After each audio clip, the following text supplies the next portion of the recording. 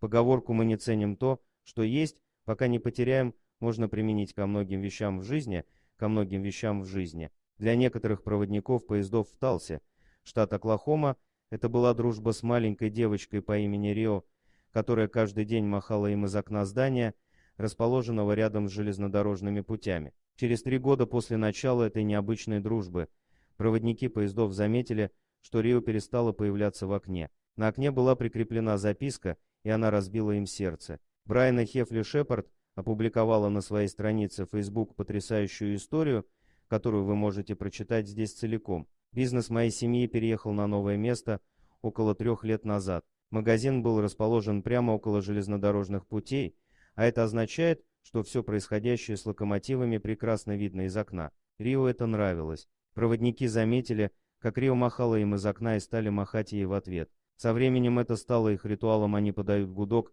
она подбегает к окну, они открывают окна, машут друг другу и улыбаются. У меня каждый раз накатывались слезы на глаза, когда я это видела. Затем, несколько недель назад, Рио пошла в школу. То, что она начала ходить в школу, далось мне труднее, чем я ожидала. Но еще труднее мне было в тот первый день, когда пришел поезд, а ее не было дома. Они дали гудок, открыли свои окна, но я была единственной, кто мог им ответить. Я стояла в окне, плакала и слабо помахала им рукой. На следующий день я написала записку. Я просто написала, она пошла в школу. Я услышала гудок, подбежала к окну и подняла записку. Это было 3 недели назад. О, как я плакала. Сегодня утром, через несколько минут после открытия магазина, кто-то постучал в дверь. Это был мужчина в ярко-желтой рубашке с висящими на шее берушами. Я подумала, что это был прораб строительной бригады, приехавший поговорить о ремонте, который мы хотели сделать в магазине. Я ошиблась.